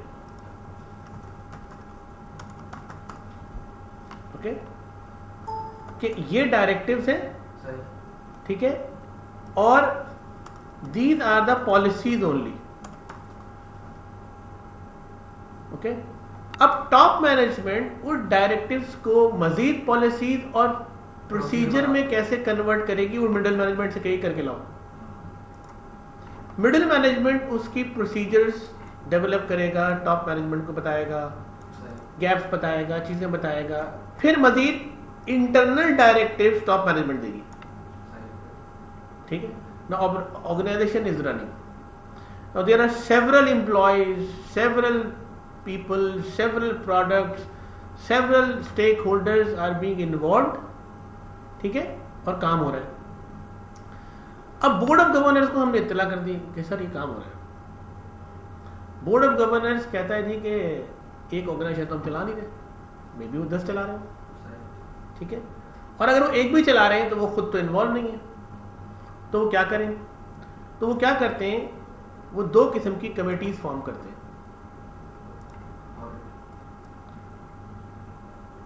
एक कमेटी होती है जिसको वो कहते हैं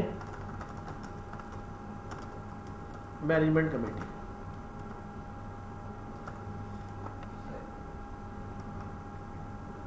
ठीक है। इसमें कौन लोग होते हैं? इसमें बोर्ड ऑफ गवर्नर से भी एक आदमी होगा और इसमें टॉप मैनेजमेंट से भी कुछ लोग होंगे। ऐसा नहीं कि खाली बोर्ड ऑफ गवर्नर से एक आदमी यहां से लिया और बाहर से भी लोग होंगे, ठीक है। उसके बाद बोर्ड ऑफ गवर्नर्स एक ऑडिट कमेटी बनाती है।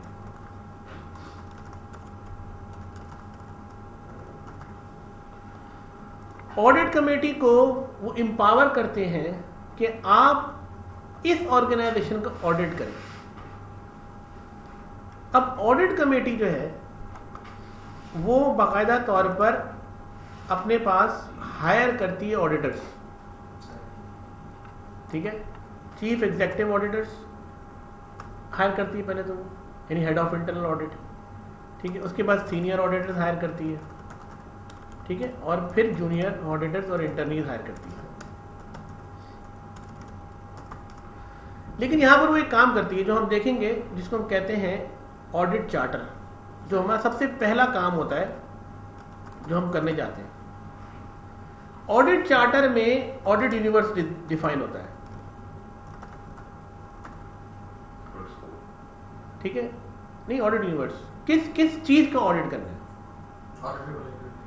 ठीक है। वो तो बाद में कंडक्शन ऑफ ऑडिट्स में हम स्कोप डिफाइन करेंगे, वो प्लान में आएगा, ऑडिट प्लान अलग बनेगा।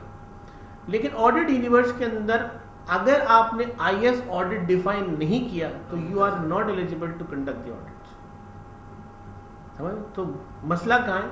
मसला यहाँ है, ठीक है, कि हम IS ऑडिट को कहाँ डिफाइन करने जा रहे हैं, ठीक है। अच्छा, अब आ जाइए, इन्होंने ऑडिट परफॉर्म किया, अब यहाँ पे ऑडिट प्लान बनते हैं, उसकी ऑडिट एंगेजमेंट डिफाइन होती हैं और बाकायदा फिर एक लंबी सारी दास्तान है उसके ऊपर, तो आप समझ ही गए होंगे क्या हो रहा है।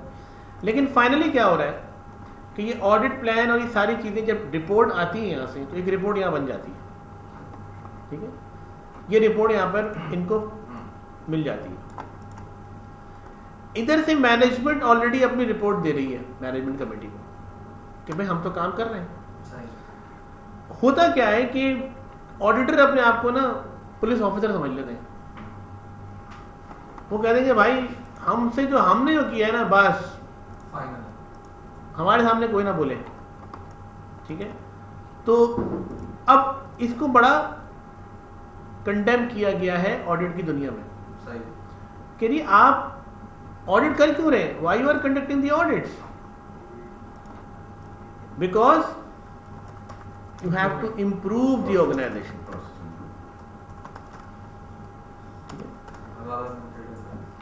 मैं आपको एक डेफिनेशन दिखाता हूँ। इसमें एक चीज I believe which is very important कि जो ऑडिट कमेटी और ऑडिट का रोल होता है, दिस इज इंडिपेंडेंट, तो उनको इंडिपेंडेंट एश्योरेंस मिलती है। यस। और जो कमेटी मेंबर होते हैं they are front line and audit is always as a third line. Yes, तो उसका भी डिफरेंस आ जाता है। बिल्कुल। अभी मैं आ रहा हूँ ना कि यहाँ पर वो डिफरेंस को कैसे मिटाएंगे हम, इस पर ही आ रहा हूँ मैं आपको। एक तरह पहले दिखा दूँ, ये आपने बिल्कुल सही बात की, लेकिन साथ साथ क्या है कि ये दोनों जब रिपोर्टें यहाँ पहुँचती हैं तो ऐसा हो सकता है कि किसी ऑडिटर को किसी से ग्रज हो तो रिपोर्ट ही गलत बना दे, ठीक है ना, बायस रिपोर्ट बना दे, फिगर्स फैक्ट सही नहीं हो, ठीक है। तो बोर्ड ऑफ गवर्नर को जाने से पहले ऑडिट कमेटी में भी बोर्ड ऑफ गवर्नर के मेंबर्स होते हैं, मैनेजमेंट कमेटी के मेंबर्स भी होते हैं और बाहर से मेंबर भी होते हैं। तो यहाँ पर बाकायदा तौर पर एक चीज़ होती है जिसको हम कहते हैं, ये एक ऑडिट का क्लॉज है, इसको कहते हैं मैनेजमेंट रिव्यू। ठीक है, ये मैनेजमेंट रिव्यू यहाँ होता है और उसके बाद जब दोनों सहमत हो जाते हैं कि हाँ अब रिपोर्ट ठीक है, तब बोर्ड ऑफ गवर्नर को सबमिट की जाती है रिपोर्ट, ऑडिट कमेटी की तरफ से भी और मैनेजमेंट। यहाँ जितनी भी किस्म की हिंड्रेंस है या किसी किस्म का कोई ग्रज है या किसी किस्म की कोई क्रिटिसिज्म है या किसी किस्म का कोई कॉन्फ्लिक्ट है, वो सब ये रिजॉल्व किया जाता है। ऑडिटर को बुला के पूछा जाता है कि भाई क्या तुमने रिपोर्ट बनाई है और क्या ऑर्गेनाइजेशन कुछ भी नहीं कर रही है क्या, ये डिपार्टमेंट जीरो पे खड़ा हुआ है क्या? ऑर्गेनाइजेशन की कुछ तो परफॉर्मेंस होगी ना, ऐसा हो नहीं सकता कि परफॉर्मेंस ना हो, कुछ ना कुछ तो कर ही रही होगी ऑर्गेनाइजेशन, कुछ ना कुछ तो आउटपुट दे रही होगी। ठीक है ना, जो बड़े बड़े लोग हैं ना दुनिया में, जो बड़े बड़े इन्वेस्टर्स हैं, because my previous role was कि मैं मिलियंस ऑफ डॉलर की इन्वेस्टमेंट्स ही करवाता था। ठीक है, कि मेरे पास होता था कि मैं भाई प्रोजेक्ट आया वो $400 मिलियन का या $500 मिलियन का है, तो मैं उस सामने वाले को क्या दिखाऊंगा, मतलब 10 मिनट्स में मैं उसको बता देता था कि ROI क्या है। तो वो पूछ थोड़ी रहा है मुझसे, 5 साल में उसको मैं बता रहा हूँ कि ये हो जाएगा, 3 साल में ये हो जाएगा, 1 साल में ये हो जाएगा। ठीक है, तो वो मुझसे पूछेगा क्या आगे, वो थोड़ी पूछ रहा है। उसका अकाउंटेंट है, उसने पूछा हाँ भाई क्या परफॉर्मेंस है, उसने कहा 70% परफॉर्मेंस जा रही है। ठीक है यार, सही है, ऑन द वे। ठीक है, उसको पता 3 साल बाद हमें रिटर्न मिलना शुरू हो जाएंगे। ठीक है, तो वो उनको इससे कंसर्न नहीं है, उनको कंसर्न है कि प्रोजेक्ट काम सही कर रहा है कि नहीं कर रहा। Project is organization, people are working over there. ठीक है ना, इट शुड बी सस्टेन्ड। तो ये जो तमाम लोग बैठे हुए ना यहाँ पे, ये सस्टेनेबिलिटी के लिए बैठे हैं, क्यों सस्टेन करें।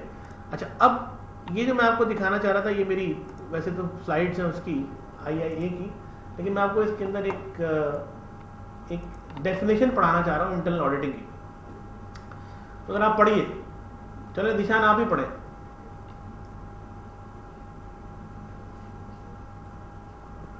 Internal auditing is an independent, objective assurance and consulting activity designed to add value and improve an organization's operations. It helps an organization accomplish its objective by bringing a systematic, disciplined approach to evaluate and improve the effectiveness of risk management, control and governance processes. Now you see, इसमें बहुत सारी बातें लिखी हैं उसमें। First of all, जब ये निशान ने पहले भी कहा था, you are independent, but you have your own, whatever you have seen, the facts and figures, you have independent to submit the correct and actual facts and figures. You are independent. Your objective assurance, whatever the scope it is, and it is also consulting activity. ये नहीं कि आप किसी की मदद नहीं ले सकते, ले सकते हैं। So what is the purpose? To design, add value and improve an organization operations. अगर आपके ऑडिट से ऑर्गेनाइजेशन इंप्रूव नहीं कर रही है तो बेकार है वो ऑडिट। ठीक है नहीं, इट हेल्प ऑडिट के अंदर कोई इमरजेंट डिसीजंस भी आते हैं। ठीक है, so it helps an organization complete it objectives. लेकिन कोई भी ऑर्गेनाइजेशन अपना गोल मीट नहीं कर पाती, 70% भी मीट कर ले बहुत बड़ी बात होती है। ठीक है ना, सो बाय ब्रिंगिंग अ सिस्टमैटिक, तो उनको लाएं कि वो क्यों नहीं कर पा रही, भाई 2+2 4 होना चाहिए था, 3 क्यों हो रहा है। ठीक है, तो सिस्टमैटिक अप्रोच नहीं है, डिसिप्लिन्ड अप्रोच नहीं है, and then there should be a criteria to evaluate them and improve the effectiveness. What is the mean of effectiveness? Output by the help of risk management also. Now you have to check it out, not only the operational risk management, we talk about the proper risk management, control and governance processes. ठीक है नहीं, आपके पास proper एक system हो जिससे आप पकड़ें, जिससे आप डिफाइन करें। इसका मतलब ये कि अगर मैंने आपको कोई रोल दिया है, कोई काम दिया है, तो वो काम 2+2 = 4 होना चाहिए, वो 3 ना हो। अगर एक डिपार्टमेंट का एक आउटकम जो है वो X है, तो it should be come X, not the X-2। ठीक है ना, तो वो क्यों नहीं हो रहा, उस गैप को एनालाइज करने की जरूरत है। ठीक है, और ये ऐसा आईटी में भी बहुत होता है, आईटी के इंटरनल लेवल पर बहुत होता है ऐसा। ठीक है, वो मैंने कहा ना जब आएंगे ना हम उसके ऊपर बात करेंगे क्या है। So just giving you the idea कि हम करने क्या जा रहे हैं। ठीक है, अच्छा अब आ जाइए कि हमने ये एक्सपीरियंस की बात कर ली थी फुल टाइम, और ऑब्वियसली जैसे आप पास करेंगे तो फिर आपको कोड ऑफ प्रोफेशनल एथिक्स हैं इनके इसाका के, उनका फॉर्म होता है, इंस्ट्रक्शन होती है, आपकी वेरिफिकेशन होती है, आपके सारी वैलिडेशन होती है। और कोड ऑफ कंडक्ट्स के अंदर जो इसाका का कोड ऑफ प्रोफेशनल एथिक्स है वो यही है कि आप ज़ाहिर बात है जब एज ऑडिटर काम करते हैं तो आपको कॉन्फिडेंशियलिटी मेंटेन करती हैं। हमारे जिससे मैंने पहला ऑडिट जिनके साथ किया था ख्वाजा फैसल साहब थे, जो उसको गुरु है ऑडिट के, दुबई के अंदर बैठे हुए हैं, ठीक है ना। और उनसे मैंने सीखा, उन्होंने कहा अपना दिल कबर बना लो, ठीक है ना, जो कुछ है ना बस दफन कर देना उसमें, किसी से कोई पूछे ना तो कहना सर मुझे नहीं पता क्या है।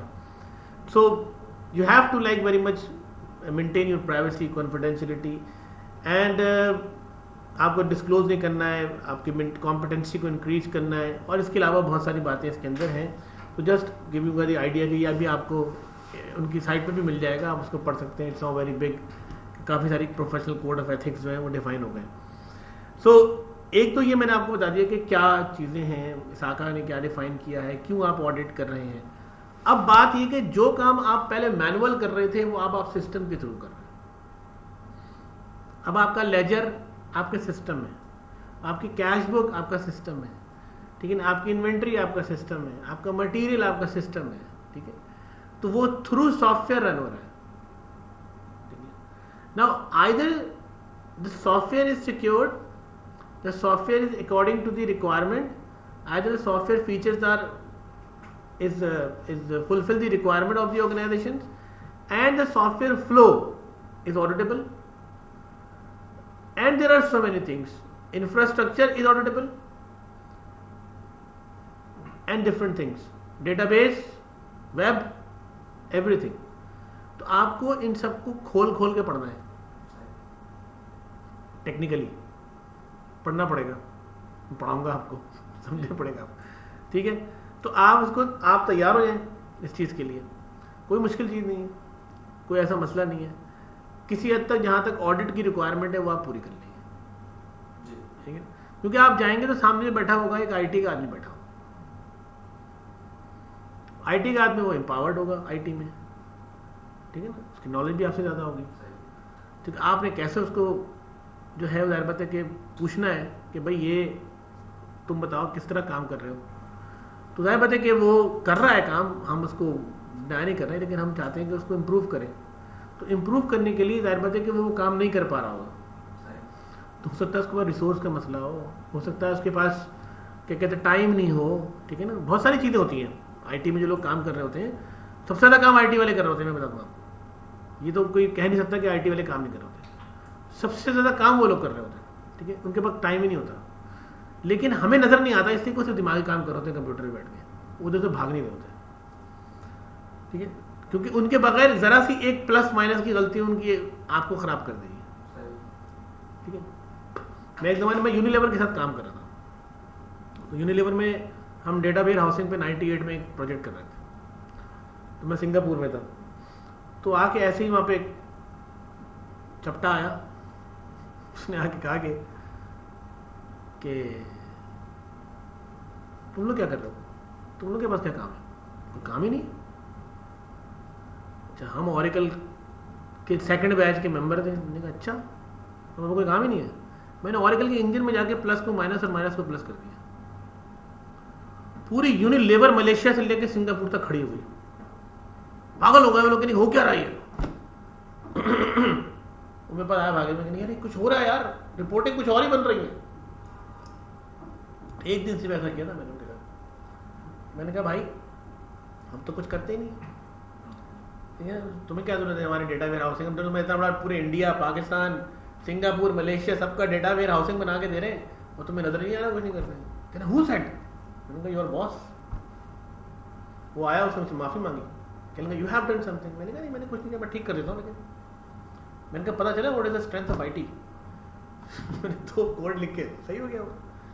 मैंने कहा भाई हम यहाँ से काम कर रहे हैं, तुम्हारी तरह भाग दौड़ नहीं कर रहे, कंटेनर नहीं चढ़ा रहे उतार रहे, ठीक है, लेकिन हमारा दिमाग लग रहा है, और जितना हम थक जाते हैं तुम भी नहीं थकते, ठीक है। तो आईटी वाले बहुत काम करते हैं, लेकिन बात क्या है कि पूरी ऑर्गेनाइजेशन का लोड है उस पर, सारी चीजें उन्होंने रन करनी है, बैकएंड है ना टोटल, ठीक है ना।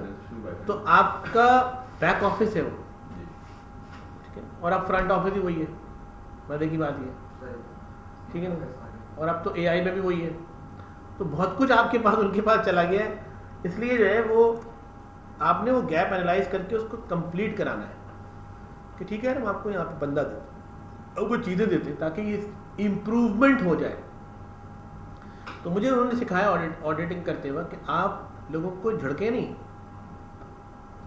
ठीक है ना, आप उनसे पूछें कि भाई क्या मसला है, ये क्यों नहीं चल रहा। दोस्त बनाए उनको पहले, तो वो क्यों नहीं चल रहा तो वो आपको उस वक्त नहीं बताएगा, ठीक है। फिर आप दोबारा जाने से कहेंगे यार देखो यार मैं आपका ना काम आसान करने आया, अब बताओ मुझे क्यों नहीं हुआ, ये कंप्लायंस क्यों नहीं हो पाती है। तो फिर वो बताएगा कि यार ये क्यों नहीं हो पाती, देखो यार मैं ये कर रहा हूँ, मैं ये कर रहा हूँ, ये कर रहा हूँ, ये कर रहा हूँ, ठीक है। बजाय मैं एक रिपोर्ट बना कर ले आता उसके सामने कि यार इन लो से नहीं होगा, थर्ड पार्टी को दे दी जाए, इनसे नहीं होगा, थर्ड पार्टी भी नहीं उनसे करा पाएंगे। जॉब सिक्योरिटी का भी इशू होता है ना, सबको भी ये होता है कि यार परफॉर्मेंस का भी इशू होता है, बिल्कुल है, लेकिन वो माइंड सेट का मसला है ना हमारे यहाँ। आप यहाँ से दुबई चले जाएं माइंड सेट चेंज हो जाएगा, सिर्फ दुबई चले जाए, अब सारी मल्टीनेशनल कंपनी बैठी हुई। इंग्लैंड चले जाएंगे तो वहाँ तो बिल्कुल ही चेंज हो जाएगा, क्योंकि वहाँ पर आपको इनकरेज करेंगे कि हाँ यार ये मेरे लिए कुछ करने आया। यूएस में बिल्कुल डिफरेंट मैटर है।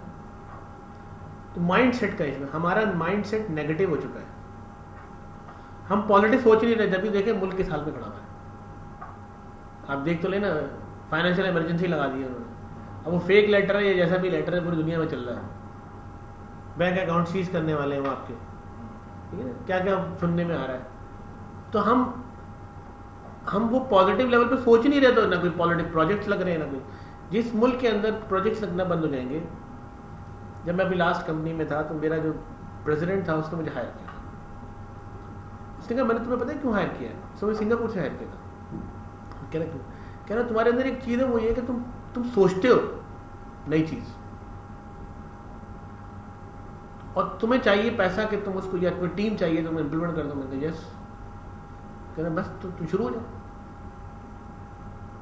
विद इन 2 years के अंदर मैं ग्रुप में आ गया था, क्योंकि मिलियंस ऑफ डॉलर्स के प्रोजेक्ट में लगवा दिए। तो असल काम क्या है कि जितने प्रोजेक्ट लगेंगे उतने फ्लोरिश होंगे आप। ये फिलॉसफी है, आप अपने पैसे को निकाल के लगाना शुरू कर दें, आप फ्लोरिश होना शुरू हो जाएंगे। आप सेव करके बैंक में रख लें, कुछ नहीं होने वाला। ये फिलॉसफी है, कुरान की फिलॉसफी है, ठीक है ना। आप अल्लाह ने कहा आपको भाई कि जमा मत करो, बांटो, फैलाओ, वही लिल्लु कुल्ली हुमदतिल लुमज़ा। और जो लोग जमा करेंगे और जो गिन के रखेंगे, क़यामत को उन्हीं के धन से उनको जलाया जाएगा। क्योंकि अल्लाह कह रहा है ना, इतनी बड़ी सुप्रीम पावर कह रही कि जलाया जाएगा, क्यों जलाया जाएगा भाई? साइंस है उसके पीछे यार, पूरी इकोनॉमिक्स है, पूरी माशियात है उसके पीछे। सर इकोनॉमिक्स ने तो खराब कर दिया आइडेंटिटी की एक्यूमुलेशन ऑफ वेल्थ। भाई अगर वो थ्योरी नहीं होती तो शायद आज हालत नहीं। कोविड में पूरी दुनिया में लोगों ने जब पैसा रोक लिया था तो लोग परेशान हो गए। बाहर के लोग कह रहे थे पैसा खर्च करें, आप अब मंगाएं चीजें, ऑनलाइन काम करें, ठीक है ना। और वो चलता रहा सिलसिला, जो चलता रहा तो आप प्रॉब्लम में नहीं आए। जब चीजें स्टक हो गई तो सब कुछ रुक गया, शिप तक रुक गए थे समुंदर में, ठीक है। तो ये जो भी था अल्लाह खैर करे। खैर मतलब ये दिस इज इम्पॉर्टेंट चीज़ें थी जो मैंने आपसे आज डिस्कस की हैं। अब जाहिर बात है कि जो उसका चैप्टर नंबर 1 है, that is IAS audit, first chapter, जिसके अंदर सारे वो हैं। सर इसमें थोड़ा सा बैकग्राउंड दे देंगे, अगर ऑनलाइन में हमें अपने आप को कुछ नहीं करना अभी, करना है तो क्या? कुछ नहीं करना अभी, सुकून.com, ठीक है ना। अभी मैं आपको दूंगा, जब दूंगा उस वक्त आपने सब कुछ करना है। अभी परेशान नहीं हो, अभी पहले समझ लें।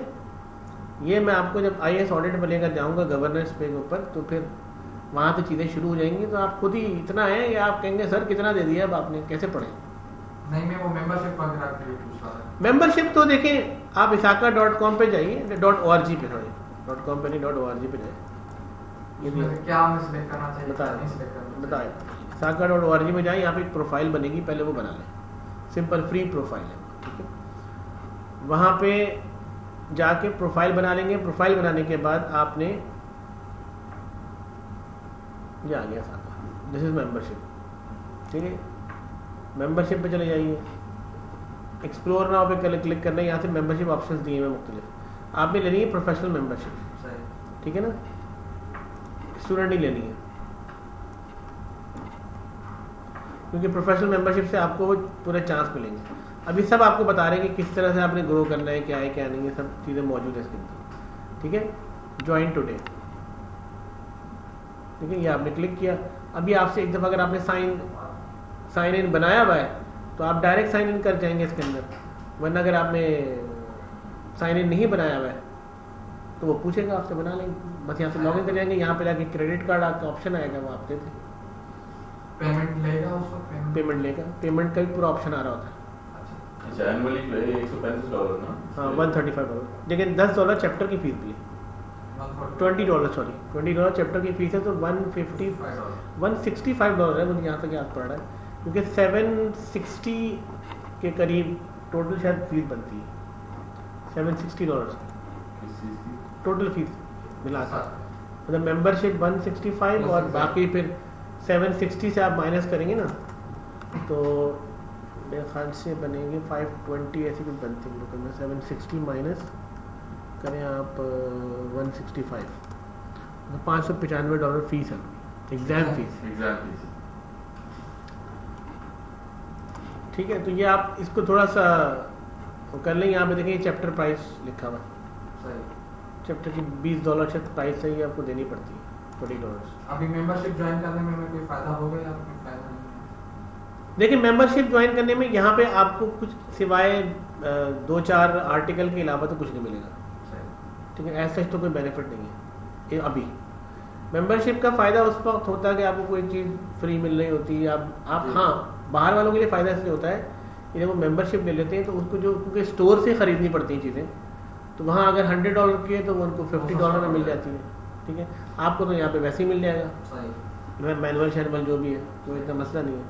बाकी जो चीज़ें हैं जो वो अगर आप करते हैं बाद में, तो फ़ायदा ये होगा कि 1 साल आपकी मेंबरशिप है, तो आप 2 महीने बाद करेंगे तो आपको 2 महीने आगे और मिल जाएंगे, फ़ायदा उस वक्त होता है। ये ज़रा फ़ायदा होता है कि पेपर जब आप देने जा रहे हैं उस वक्त आप अप्लाई कर दें, लेकिन आप चाहें तो कर दें, क्योंकि अगर आप फाइनेंशियल मैनेजमेंट के साथ चलना चाह रहे हैं कि यार मैं अभी मेंबरशिप ले लेता हूँ, फिर आगे जाके वो तो पैसे कहीं निकाल के रख लें, आप ले लें, डिपेंड्स ऑन यू, क्योंकि करना तो है, ठीक है जी। जनाब, किसी और को सवाल? कल मैंने सर्च किया था, तो एक टिप दूंगा, इसका प्रोमो कोड आया हुआ है, उस पर 10% डिस्काउंट मिल रहा है $760 पे। चलो, अगर आप प्रोमो कोड एंटर करना चाहते हैं तो यहाँ मैं चैट पे लिख देता हूँ, बिल्कुल लिख दें, बिल्कुल लिख दें, ग्रुप पे लिख दें। ग्रुप में आ गए आप? हाँ, ग्रुप में आ गए, ग्रुप में आ गए ना? फ्राइडे चल रहा होगा ना उनका? नहीं, क्रिसमस पे चल रहा होगा। हाँ, ये PRODEXAM10 है, promo exam 10, so I right it. तो ये एग्जाम के ऊपर अप्लाई होगा? हाँ, ये मतलब वो उस पे दे रहे होंगे, फी के ऊपर $76 10% का है, $76 बहुत अच्छा डिस्काउंट है। एग्जाम एग्जाम फीस पे डिस्काउंट होगा ना, तो मेंबरशिप अभी पे करके हम डिसाइड शेड्यूलिंग नहीं करेंगे, शेड्यूल 6 महीने बाद तक कर सकते हैं, 6 महीने तक कर सकते हैं, पे अभी कर सकते हैं, उसमें कोई इशू नहीं।